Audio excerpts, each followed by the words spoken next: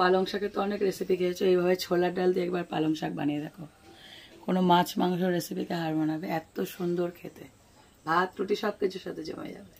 নমস্কার বন্ধুরা, আমার চ্যানেলে তোমাদের সবাইকে স্বাগত জানাই। আজকে আমার হাতে কি বলতো, ছোলার ডাল। এটা আমি কালকে রাতে ভিজিয়ে রেখেছি। ছোলার ডাল রান্না করব না, করবো কি বলতো, পালং শাক।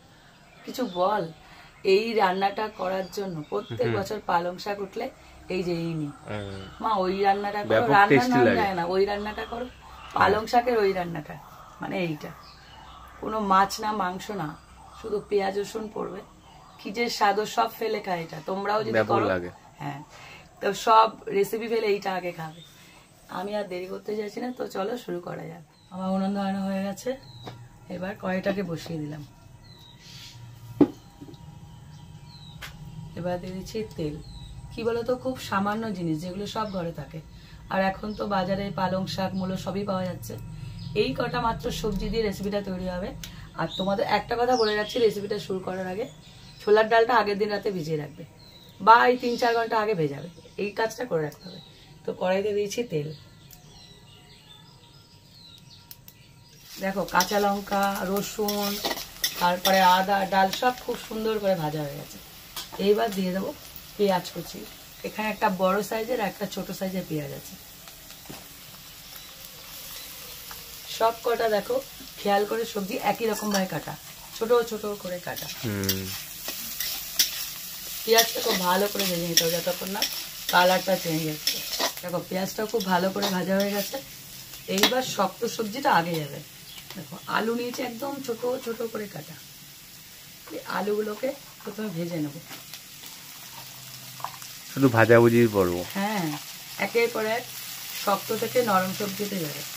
আর আলুর সাথে দিয়ে দেবো একদম সেম আলুর মতন করে কাটা মূলো। এই দুটো যেহেতু শক্ত সবজি আগে ভেজে নিতে হবে। দেখো আলু আর মূলোটাও খুব ভালো করে ভেজে নিয়েছি। এইবার দেবো কুমড়ো। কুমড়োটাও সেম ভাবে কাটা, সব কটা সবজি একই রকম দেখতে, পুচকি পুচকি একদম ছোট ছোট। এবার কুমড়োর সাথেই একসাথে টমেটোটাও ভেজে নেব। এখানে একটা বড় সাইজের টমেটো কুচি করা আছে। সব শেষে যাবে পালং শাক, সব ভাজাভুজি পর্ব শেষ। তারপরে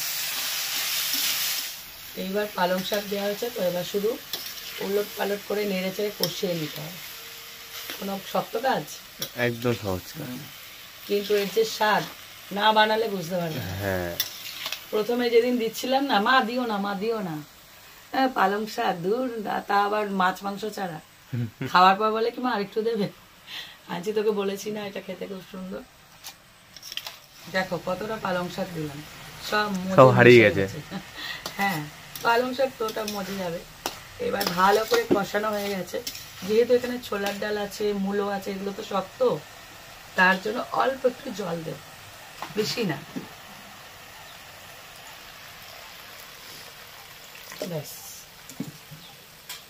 ছোলার ডাল একটু সেদ্ধ হতে হবে। তারপরে মূলো আলু এগুলো তো শক্ত সবজি, তার জন্য এবার এটাকে ফুটতে দেবো। পরে গিয়ে চেক করে নিতে হবে যে ছোলার ডালটা সেদ্ধ হয়েছে কিনা। কি সোজা না রান্নাটা, একদম সোজা। দেখো জলটা পুরো শুকিয়ে গেছে, একদম টেনে গেছে, আর রেসিপিটাও রেডি হয়ে গেছে। সবাই সেদ্ধ হয়ে গেছে, হ্যাঁ, কিন্তু গোটা হচ্ছে। দেখো কেউ কিন্তু ভেঙে চলে যায়নি, এদিকে সেদ্ধ হয়ে গেছে। হালকা হাতে নাড়বে। রেসিপিটা এখানেই শেষ করছি। তো তোমরা যে কোনো কিছু নাম দিতে পারো, কিন্তু ছোলার ডাল দিয়ে এই পালং শাকের রেসিপিটা অবশ্যই একবার ট্রাই করো। ব্যাপক লাগে খেতে, রুটি অথবা পরোটা দিয়ে খাবে, ভাত বলো রুটি বলো সবকিছুর সাথে যাবে। হ্যাঁ, আমি অনেক সময় বলি না এটা ভাতের সাথে যাবে না, এটা রুটির সাথে যাবে, এটা সবকিছুর সাথে যাবে। খেয়ে দেখো, না খেলে বিশ্বাস করতে পারো না, একবার হলেও ট্রাই করে দেখো। রেসিপিটা শেয়ার করো, আর ভালো লাগলে লাইক দিও। আর এরকম আরও রেসিপি পেতে আমার চ্যানেলটা সাবস্ক্রাইব করে দিও। আর যারা ফেসবুক থেকে দেখছো তারা আমার পেজটা ফলো করে দিও। আজকের মতন টাটা টাটা।